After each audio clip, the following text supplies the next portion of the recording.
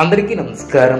2026 సంవత్సరం మార్చి మాసం 2వ తేదీ సోమవారం రోజున శుభ అశుభ ఫలితాలను ఈ వీడియోలో తెలుసుకుందాం.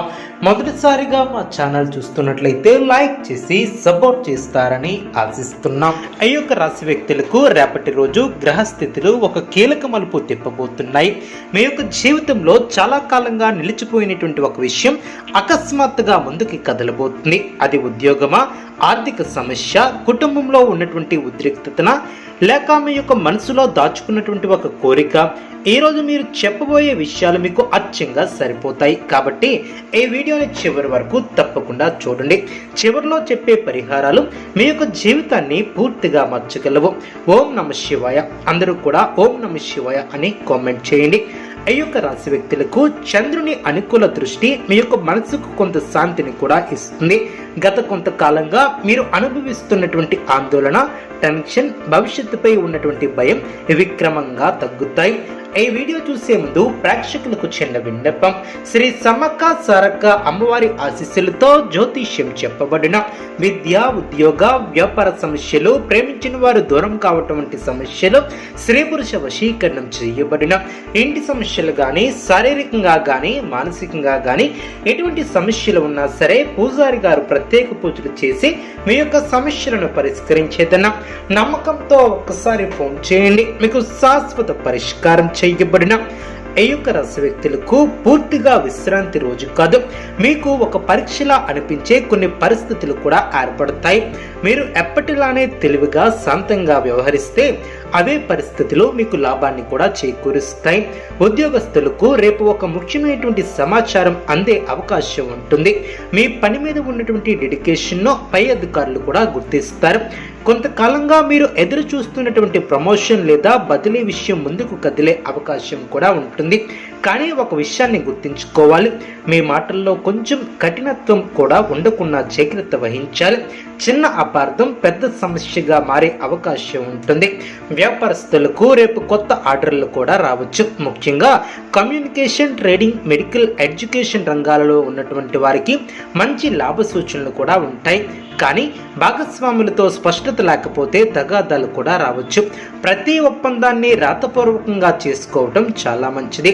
ఆర్థిక విషయాలలో రేపు కొంత ఉపశమనం కూడా ఉంటుంది. అప్పులు తగ్గించే దిశగా మీరు ఒక నిర్ణయాన్ని కూడా తీసుకుంటారు.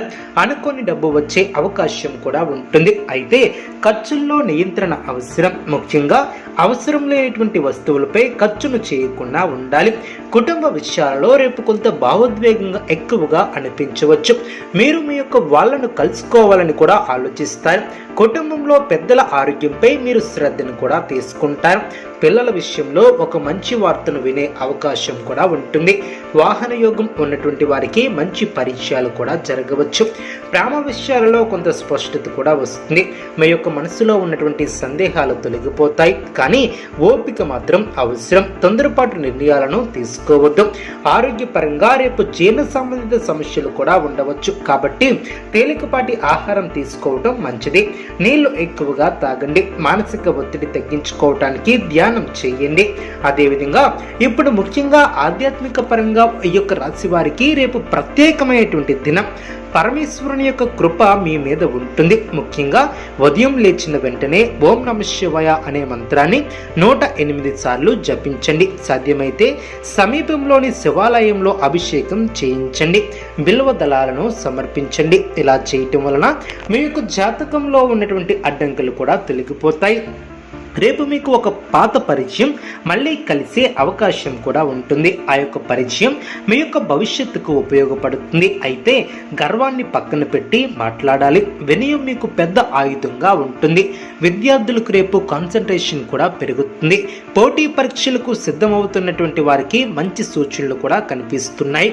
గురువుల యొక్క ఆశీర్వాదం తీసుకుంటే మరింత మంచిది.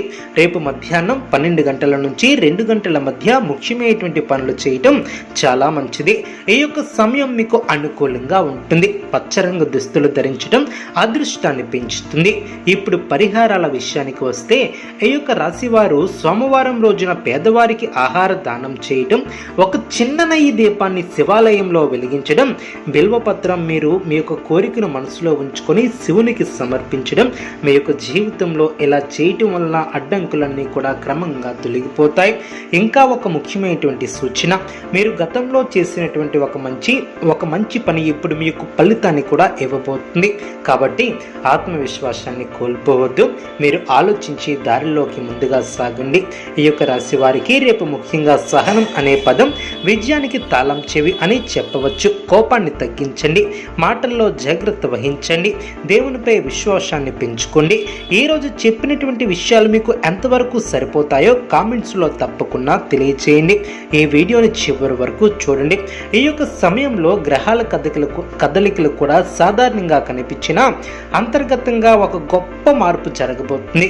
మీరు బయటికి ప్రశాంతంగా కనిపిస్తారు, కానీ మీ లోపల ఒక యుద్ధం జరుగుతుంది. నేను తీసుకున్నటువంటి నిర్ణయం సరైనదేనా అనే భవిష్యత్తు ఎలా ఉంటుంది అనే ప్రశ్నలు మీ మనసులో తిరుగుతూనే ఉంటాయి. అయితే భయపడాల్సినటువంటి అవసరం లేదు. ఈ సమయం మిమ్మల్ని పరీక్షించడానికి కాదు,